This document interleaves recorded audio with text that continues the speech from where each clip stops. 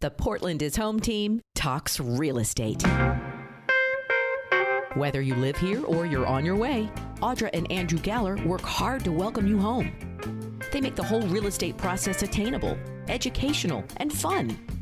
After all, it is the biggest transaction of your life. The Portland is Home team talks real estate. I'm Michelle Odell, your host. And now, Audra and Andrew Galler. Michelle, hello. Hi, Michelle. Hello, everybody. It is December 5th. This is going to publish on December 8th, Friday, when you hear this. So we're going to have Andrew Galler's Market Minute. And then we have a very special guest today. Her name is Taylor Cattell, and she is a founding partner at Breakwater Law. And Audra, Taylor, and I are going to be talking about estate planning and so much more. First, we're going to start with Andrew Galler's Market Minute. Thank you, Michelle. What a rush. Welcome to December, everybody. Super excited about this holiday season and wrapping up 2023. I don't know about the rest of you, but it was a year. Excited to see her in the rear view mirror. It's been great, but all good things have to come to an end. Okay, anywho, back to the Market Minute. The market right now is in the throes of what I just call a really weird market. None of you in my listening audience can see my quotation mark fingers working, but they are. It's a weird market. What do I mean? What I mean is we're seeing a lot of signs of increased activity. Interest rates have gone down the last 5 or 6 weeks. They peaked right around close to 8%. We had some clients getting close to 8%. And now we're seeing folks getting 7 and a little under, believe it or not. So that's exciting. I'm going to try to go quick with my Market Minute because I want to have a lot of time for the estate planning thing, which is really interesting, and I'm pretty excited to have Taylor on. So quickly, I'm going to run through some statistics. The number of pending homes is down 1.9% relative to November 2022. The number of homes for sale is down 13.8% from the end of November. Sold homes are down almost a third at 28.7%. So what we're seeing month over month, I'm just going to summarize for y'all, is activity is picking up. We're seeing the most multiple offer situations we've seen in months. I am just anecdotally seeing more people coming out of the woodwork. We've spoken for the last, 9 months or so about the deferred activity that I have felt is building due to interest rates going up so much in early 2022.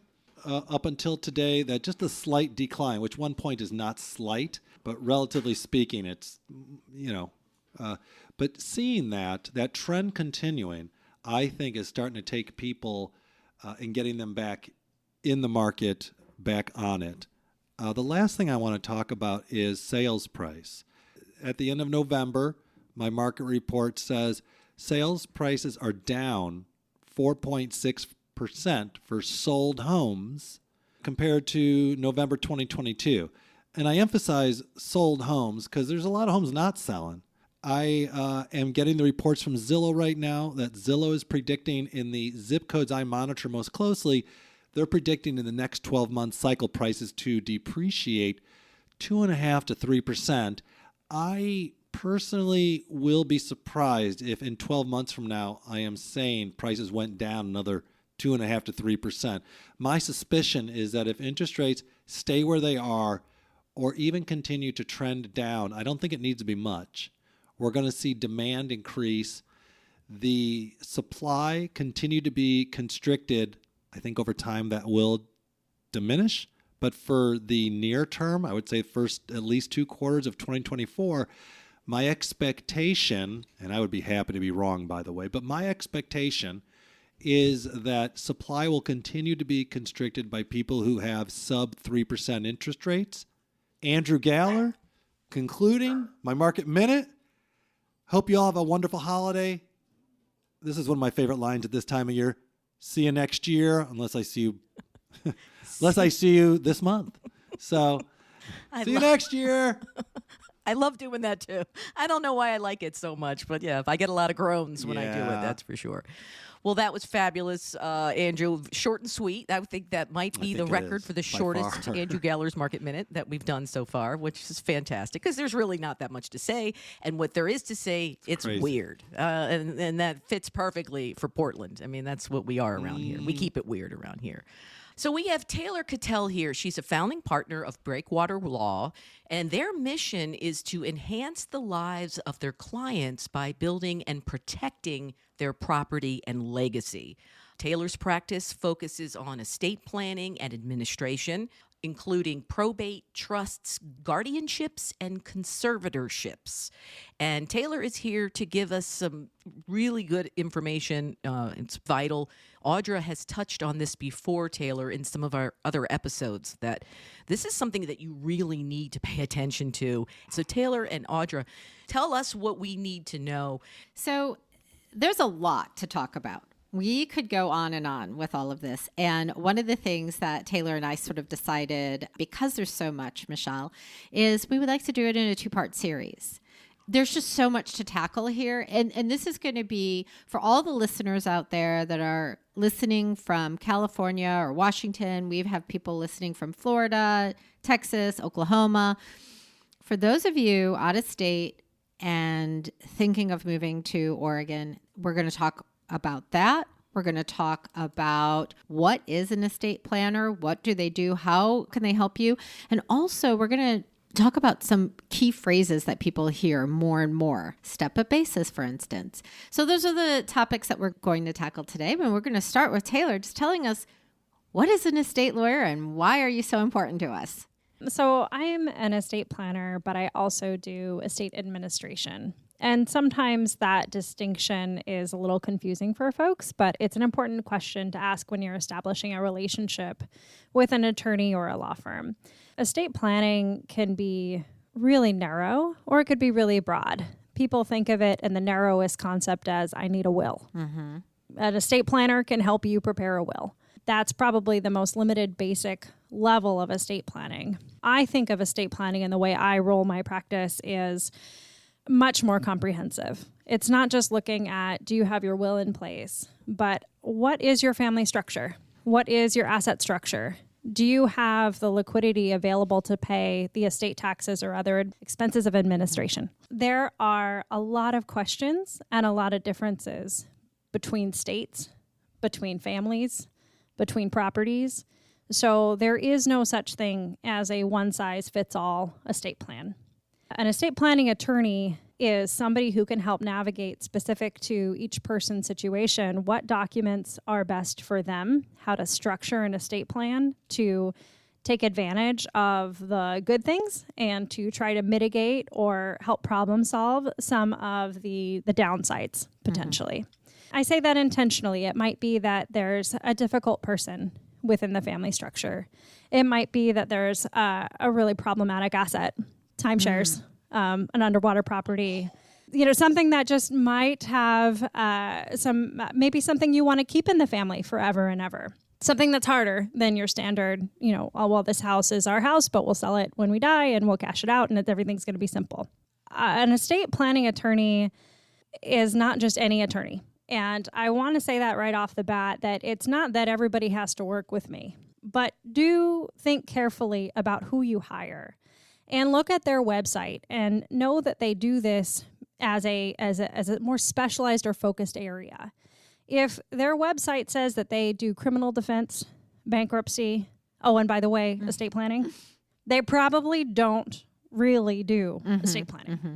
If you have an estate planner who has never gone through probate before, they may not have some of the information on really what's the difference. Why might I want to avoid probate? So maybe somebody in their office does, and that can help. It doesn't mean that any planner has to do administration. That is something I find very important to my knowledge as a practitioner. I want to know that the plan I put together is going to happen the way I hoped it would. And if it didn't, I want to know why. And I've been somewhat surprised at the number of folks who have come to me that said, well, I had this great estate planning attorney. We had a wonderful relationship. And then something happened to my spouse, and I went to say, what do I do now? And they said, oh, I'm sorry, I can't help you. Not good. So ask those questions, right? When you're establishing a relationship. Again, it doesn't necessarily have to be that attorney. It could be, well, I can't help you, but my partner next door has all the information, trained equally as me, and let me introduce you, right? Because they're going to be better served. It's okay to divide and conquer, but ask those questions when you set up that relationship. Don't do it online.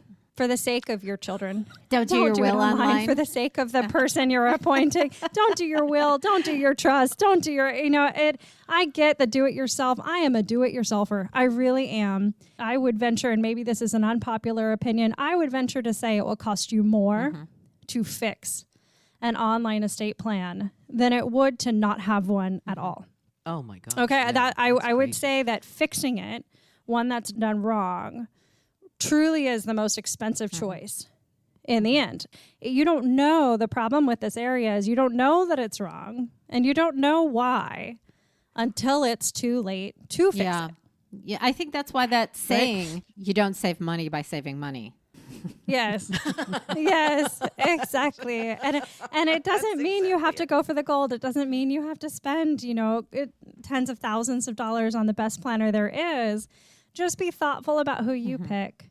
Do some research, ask around, check on their website. Is this something that they do on a regular basis where they're knowledgeable? Do they practice in the county in which you live? Do they understand some of the practical implications, both of your specific assets and your specific family structure? Ask those questions. And I also don't think you need to interview 100 people to know that answer, right? If it's a fit, and that's great. So that's my kind of plug. What does an estate planning attorney do? I would say you're part of a team, and you're one crucial piece of that team. That team might include a number of other professionals, including folks just like you on the real estate side, right? That's one specific area. The most common other team members on the professional side would be a financial advisor and a CPA. And I like to use a sports analogy. I was a soccer player, so that's where I go in my brain. But I like to think of the financial advisor as being your coach. Okay. Your coach has the playbook. They might suggest, here's where you want, here's how to accomplish your goals. Here's how we're going to get that goal. I would think of a CPA as the referee. You can do that. You can't do that. Well, here's the penalty. Here's where the rules are, and I'm not going to tell you how to get to the goal. I'm just going to say you can't do that. And I think of myself as a goalie. Okay, I'm not here to help you accomplish the goals in the sense of how much should you save, should you put towards retirement, should you not. I can help you with, well, if you die, here's some tax consequences. Here's some options I see in your worst case scenario. Now go talk to your financial advisor about how to actually accomplish that goal. But I see the field and the whole field, and I want to incorporate my viewpoint as you try to accomplish your goals or establish what your legacy is going to look like. For me, it's important to have all those different layers because people come to me and say, based on some of the tax laws with the Secure Act, should I invest more in tax-deferred accounts? I don't know. I can tell you some of the estate and income tax pieces from a legacy estate planning perspective, but I can't give you that answer. So it's important to know what your estate planning attorney can and can't do. Yeah. The heart and soul of my job is to get you some documents that are going to give you tools in your toolbox. Name the people that you trust to handle your stuff in the worst case scenario. You don't have the capacity. You have limited capacity or you're fully incapable of managing your own stuff. And then what people think about, of course, is death. You die, what happens? How do things get to where you want them to go in the most tax efficient way? And whatever other goals you have along that line, who gets it, how long it stays in the family, that kind of stuff, that's all part of your broad estate plan. People have the assumption that you have to have a lot to even go down this road in the first place.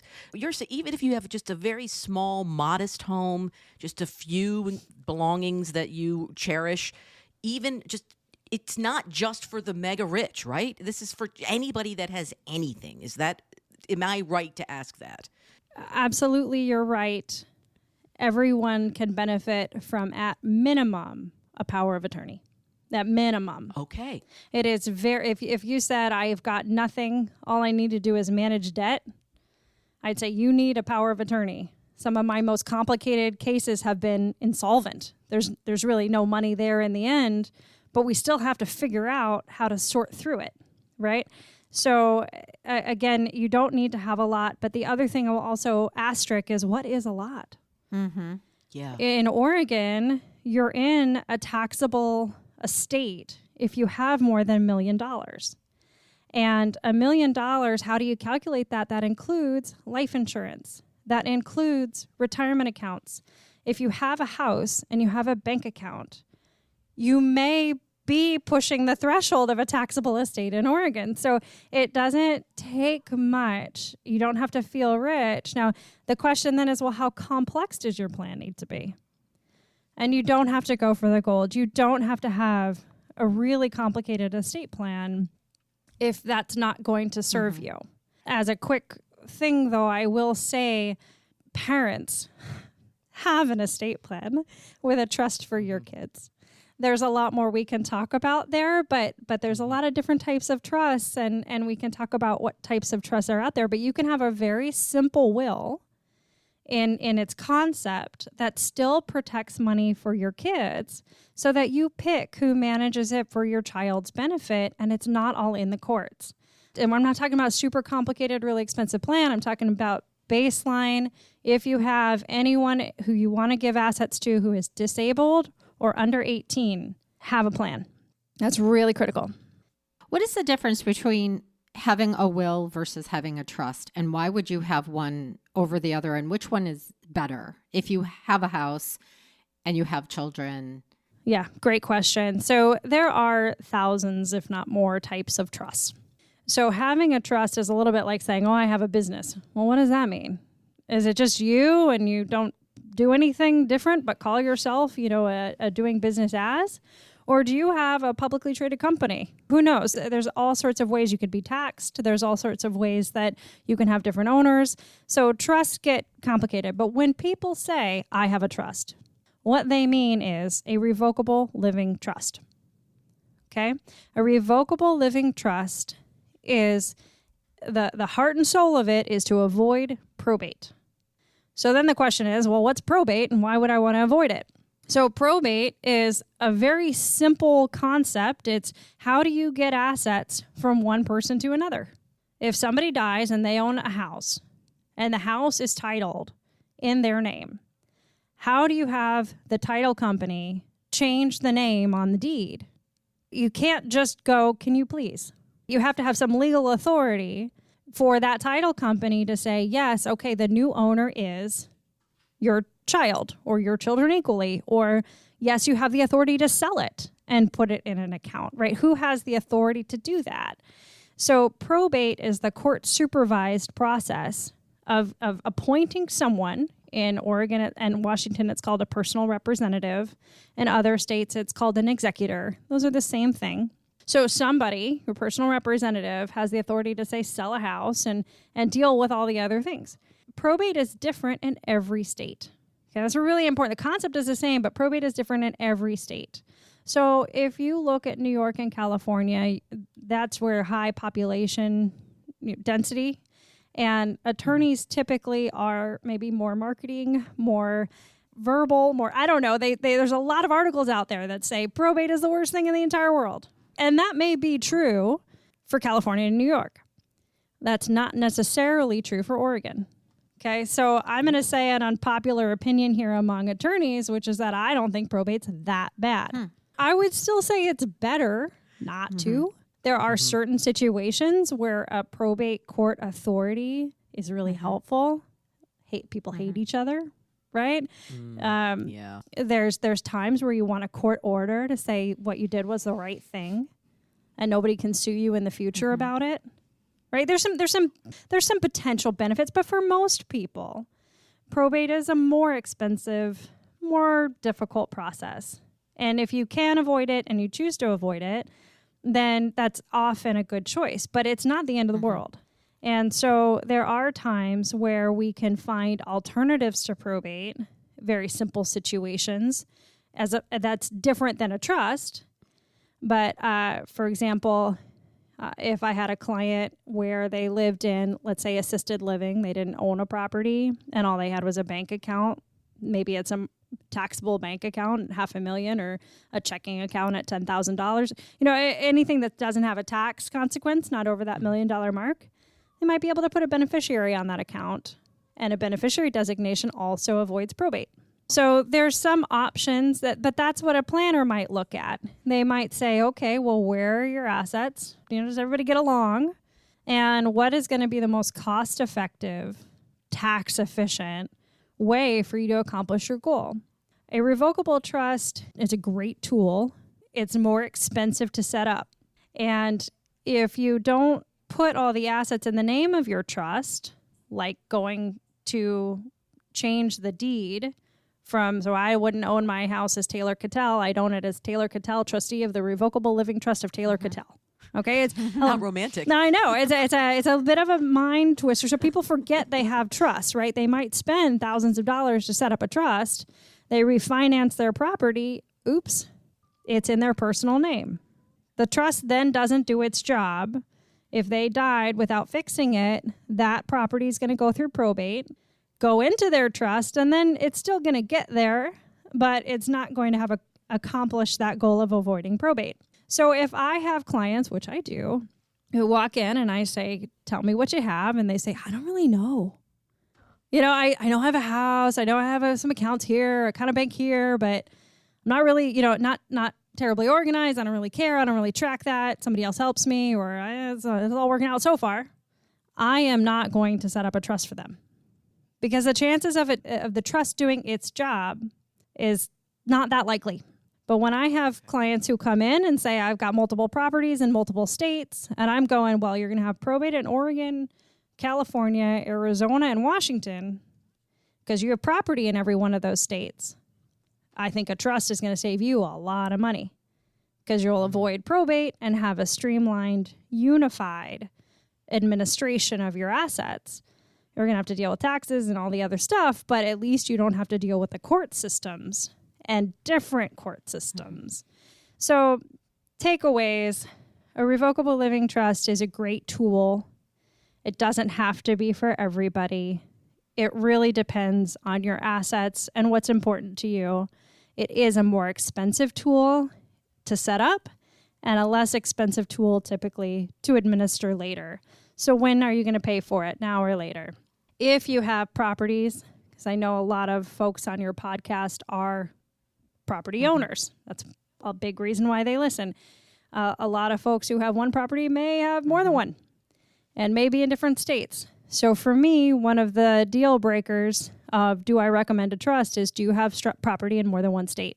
And my hands down answer on the cost effectiveness is, if you have property in more than one state, a trust is the better plan option for you. Okay. And what if it's all in the same state? But let's say we have clients who are listening who say, well, we've got the first house that we bought, that we each owned, and we rent those, and then we bought a home together. Would a will suffice? And does a will keep us from probate, or do we have to, or not have to, or should we be advised to look into a trust at this point? I would ask the question about a trust, because I would say you're now in tax land, because you got 3 properties, and chances are those 3 properties with today's dollars are over $1 million. So there's more to talk about. The other question that I'd be wanting to talk about is, do you have cash to pay the taxes? If you keep building your asset structure and your wealth and your legacy by flipping or continuing properties or looking at other opportunities, that's a great strategy. And it's not easy with the market update today talking about selling properties, and the buying market. And you may not get what you want out of that property if forced into a quick sale. Another consideration that is a pragmatic consideration is what county you live in and where you own property. Because even though Oregon has the same laws around the probate process, how each county actually implements those laws and the experience of it can vary. So there's some choices that come if you have property in multiple counties. I live and work in Washington County. And I can tell you right now, we're 16 weeks out on simple, easy stuff. So the court is just behind. I know, talking to the clerks, they're doing what they can to catch up. It's not necessarily something against the county itself. It's just the reality of working and living in Washington County. If you have a property in Washington County, a trust is going to hopefully stop you from pulling your hair out, right? Because it's just frustrating to have to wait that long. And I've had clients held up from financing issues. I've had clients held up from other things because we're just waiting for so long.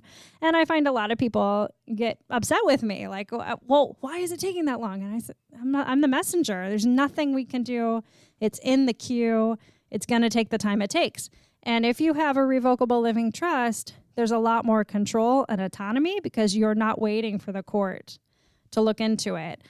Clackamas and Multnomah County are other obviously major population centers, and everybody's doing their best. That's what I think anyway. That's what we hope. But there's a higher volume, and there's a lot more fraud happening. There's a lot more financial. So if anything is not to a T, they're going to call you on it, right? So it can be a more expensive process because those courts are paying attention. Some of the more rural counties, they just have a lower volume. There's more trust, and it'll go through no problem. So ask the question, hire an attorney who knows some of those pragmatic pieces, and get the advice specific to your situation. If you go to an estate lawyer and say, well, I don't want to do a trust right now because of cost, but I'll do the will the will keep you out of probate, or do you still then go into probate? Is the trust the only avenue out? A will is a guideline for probate. It's just giving somebody direction on who's in charge and who you want to get what. And there are other administrative expenses that can be streamlined with a will that's done right. But if you have a will or if you don't have a will, you're still in probate. So a revocable trust is the typical way to avoid probate for things like real property. There are other, what they call probate avoidance devices. And that might be something like a beneficiary designation. So the next question is, well, can I just put beneficiaries on everything? And the short answer is no, don't do it that way because as taxes, who is going to pay for the things that need to be done? Let's just say your estate is worth, I don't know, $2 million and you've got 2 kids. Sounds easy enough. $1 million to each, and we'll do beneficiary. They can just deal with it themselves. Well, what if one kid takes it and splits? And the other one, you have a liability to the Oregon Department of Revenue out there. And now they have to figure out how to work together. What if they don't like each other? Right? Is the good kid going to have to pay all the taxes because it's the right thing to do and they have something to lose? Right? So it's coordinating the details and making sure that there's a process, there's a bucket with which to pay those things. So that's a big piece that is missed often by looking at it too limited of how do I avoid probate. It's a much bigger piece of how do I get to the goal I have, which may or may not include avoiding probate. It might be just getting it to my 2 kids equally. Yeah. So having a will and a trust in an ideal world, if you have a little bit of property, this is a real estate show for people who want to buy or sell property and use us. And so let's say they start buying stuff with us and they're building their portfolio and they're building their wealth. What is the best way to keep their real estate property or their assets protected? Is it the combo, the will and the trust? I think you're putting a finger on what's the relationship and the difference between a will and a trust. Anybody who knows what their stuff, any estate planning attorney, there will always be a will. But is the will the primary document that says who gets what, who's in charge, on all the details of your plan? When you also have a trust, the trust is the primary document that has all the contents of your plan. And the will is very, very simple. It's called a companion will, like a companion to the trust, or a pour-over will. It means the same thing. It's a simple document that says, if anything goes through probate, I wanted it to go to my trust. Okay. So there's always a will. But if you also have a trust, it's really, I think of it as, what's your primary document? Is your primary document or your primary vehicle A trust, which is, I would say, a step more, significantly more complicated than a will, and just how it works and understanding it and all of that. A will is very natural. When I die, who gets my stuff? And a trust has that too, but it has more. This is where talking to somebody specific to a situation, but I would say just about anybody who's going to be a client of yours should be having that conversation and making an informed decision about where their stuff goes. Another question I get often is, or a comment I hear is, but my stuff is so simple. Maybe we're married, but we don't even have kids. Well, actually, it's very complicated. Right now, you have sisters and brothers and aunts and uncles and, old parents and all sorts of people vying for your estate. And there's more complexity. If you want everything to go to charity, how is it going to get there? Right? So again, there's a lot. One of the big kind of yellow flags for me is when somebody comes in and says, don't worry, my situation's simple. I go, oh, interesting. I wonder what I'll find. So it's definitely worth having the conversation because you don't know what you don't know. Yeah. And you can tell your planner, I don't want a trust right now. You can still get the information about what a trust does so that you can say, okay, in the future, when would I want one? When should I think about it? Andrew and I have been working in real estate now for 22 plus years. And prior to the last maybe 5-10 years, when we would see something in a trust account, an owner, we do a lot of research and looking up houses, and we'll get into how it's registered, who's the actual owner. And in the past, you'd see trust and our mind would immediately go to older couple.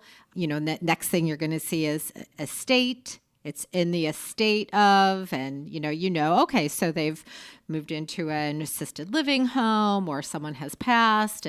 But now we're seeing more and more trust-owned homes, especially in affluent neighborhoods, but even starting to dip in regular middle-class neighborhoods. And I'm curious, is it because we are becoming, more real estate savvy as a society, and we're now, maybe we have more property, maybe we have more things and we're protecting, or is it the cool thing to do now? But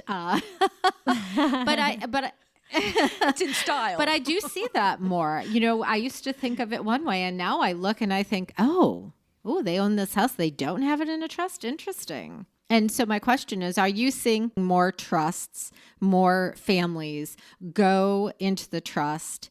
And then it's going to lead with a secondary question of, should we be talking? I'm at the age now where my parents are still alive and well, but they're getting older. And should I be saying, hey, you all need to get your stuff into a trust so that I don't have you've got it.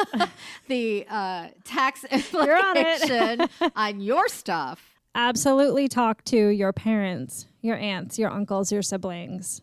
Do you have an estate plan? It's not that I need your money. It's not that I'm asking about your money. I don't even care who gets what. But if you're going to put me in your documents as a responsible person who has to make some decisions, do it right. Don't saddle me with the burden, because there's a generational gap in how we talk about money, a huge cultural gap. And so to come to somebody and say, what do you have? What do you own? Where is it? How much is it worth? That can make people very uncomfortable. But if you come at it from, I want to do right by you.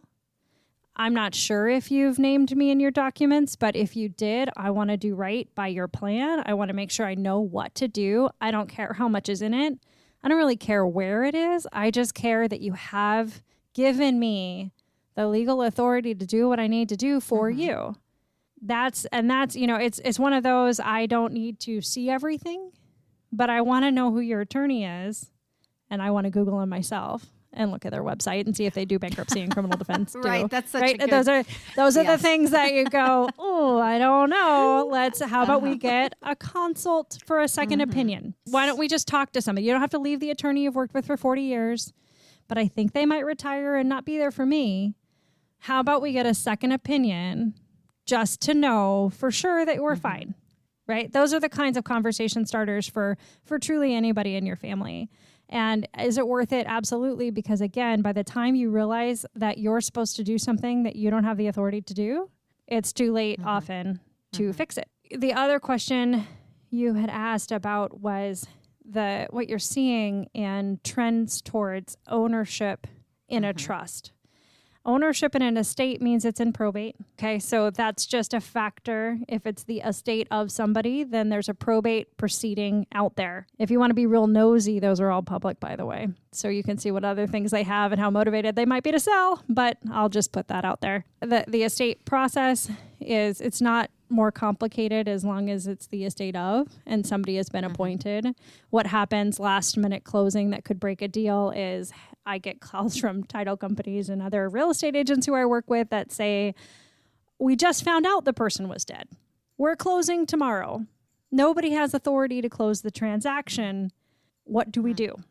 And that's a really quick need for probate, right? So that's part of your due diligence to say, does the seller have the authority to sell their property? Let's just make sure we've checked that off the list, right?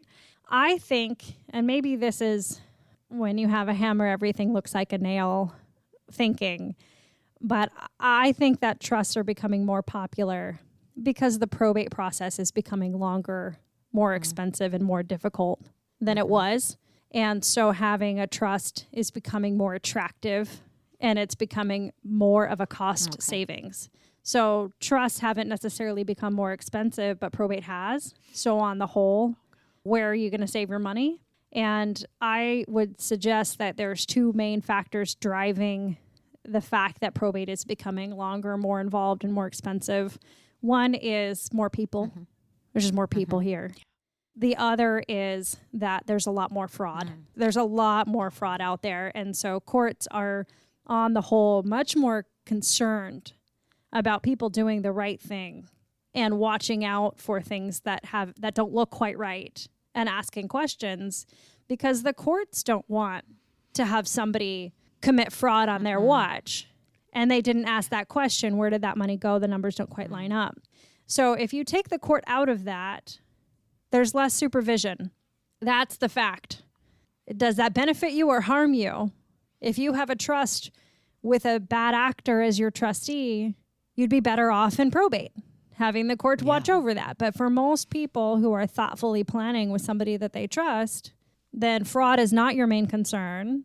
And you would want to have that privacy to streamline the administration. And a trust is looking attractive as soon as you own property.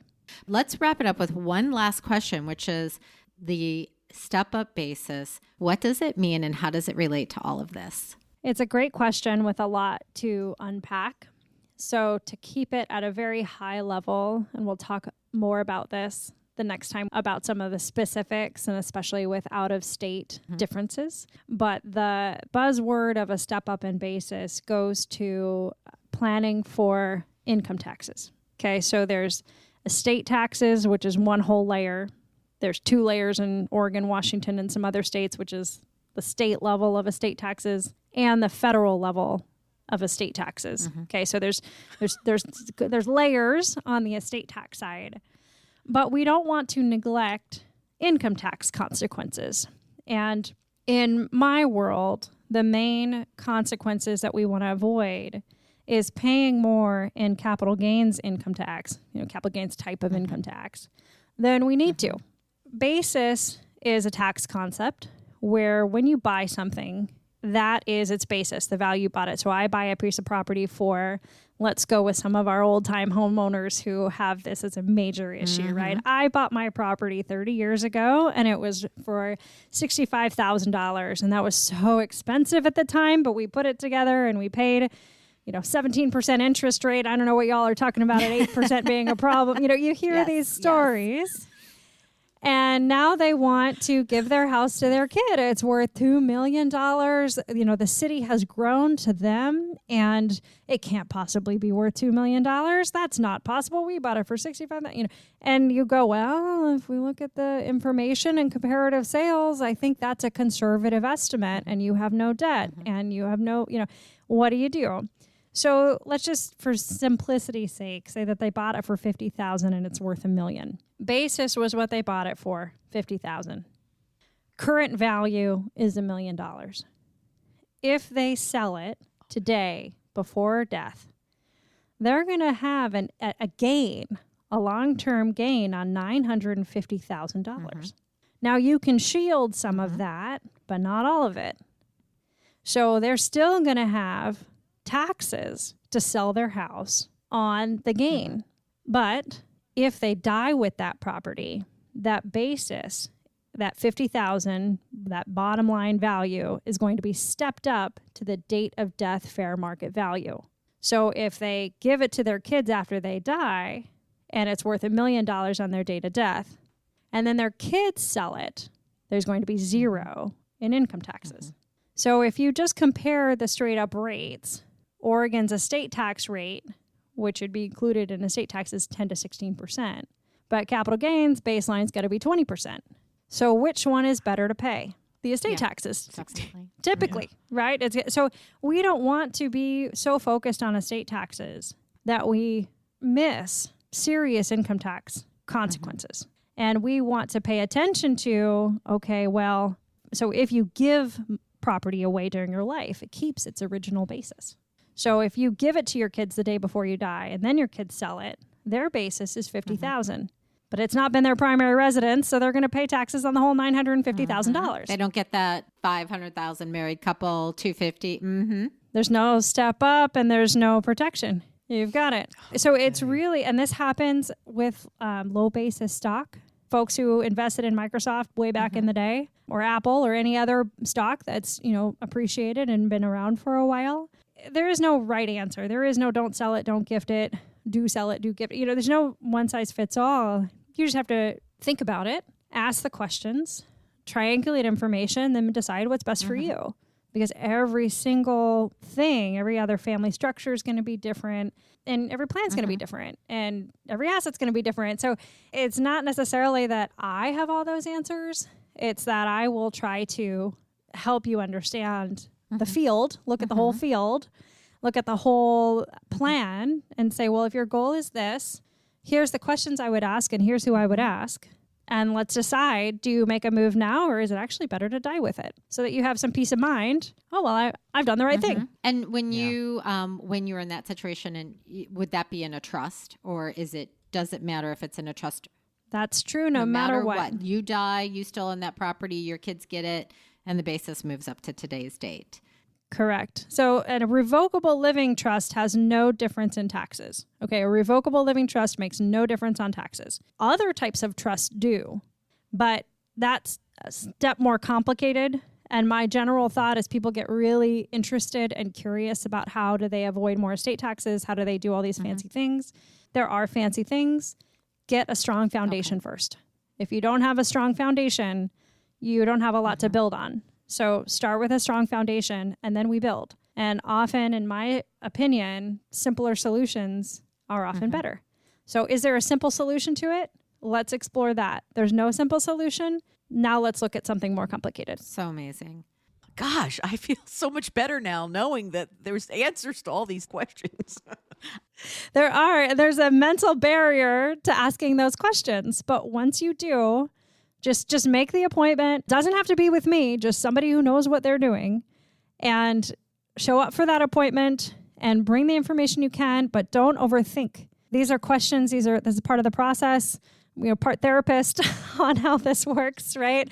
Part mediation on how this works. So you don't have to have all these answers. You just show up as you are, bring the information you have, and that's what we do. We talk through this. We explore it. We say, well, everything's going to change anyway. So let's plan for right now. Let's plan for what we know. Maybe that's a really simple plan for now, but at least you have the information. These are the things to look out for. These are some changes when you might want to call and take the next step and do something that might be a little different. But everything that you do in an estate plan with an asterisk for more complex things, you can change. So what will part 2 be then when we meet again next time? Right after the beginning of the year, then we're going to have a part 2 of this. And what are we going to tackle so people can know to be prepared for that? Well, we're going to talk about folks who are coming from other states and moving to Oregon, and all of the benefits, the pros and the cons. Taylor, fill us in a little bit about what you were saying. You were talking about the different ownership styles. Yeah, so there are a couple things that we want to address when we talk about relocation. One is it doesn't just have to be relocation. It could just be any tie to Oregon or Washington. Okay, so if you say, I actually just want a little condo at the beach, guess what? You have now submitted yourself to Oregon estate taxes in some capacity. So any tie to Oregon is going to open that door, and we want to be thoughtful about that. A full residential move, I live in Oregon now, then we also want to talk about that. So relocation on what does it do with Oregon estate taxes. Specifically, there are other states that are community property states, and Oregon is not a community property state. We'll talk more about, well, what does that mean anyway? The differences. Why does it matter? What are the differences, and how do I capture the best of both worlds if I can, and I'm moving to Oregon? Or I live in Oregon, but I once lived. I've already done the move, but I came from California, I came from Arizona, I came from Washington. We're surrounded by community property states. What can you do now? What can you do to try to preserve some of the benefits of that? So that's, I think, a big topic. And also understanding a little bit more about how having anything in Oregon can trigger your estate plan in other states, even if you don't actually live in Oregon. Perfect. So another topic that Audra, you and I had discussed about diving into a bit more is family companies. Yes. Using limited liability companies as another tool in the toolbox in addition to or in lieu of a trust. So family companies are really neat creatures that have some benefits and drawbacks, and it may be just more than you want to think about. Maybe it's exactly the right solution for your family. There's a lot of complexity in whether that's the tool that you should use. And I think diving into that as property owners, particularly those in your client base that may have rental properties, even if it's just one, should I put that in an LLC if I already have it in the trust? What do we do about that? So I think that that's a big question and another piece that your listeners may really benefit Absolutely. from. And in the season of giving, it doesn't matter what you do. This time of year, we're all talking about giving. The greatest gift you could give is to make an appointment with Taylor. Taylor, how do we get a hold of you? So again, Taylor Cattell, I'm with Breakwater Law. You can find us online, breakwater-law.com.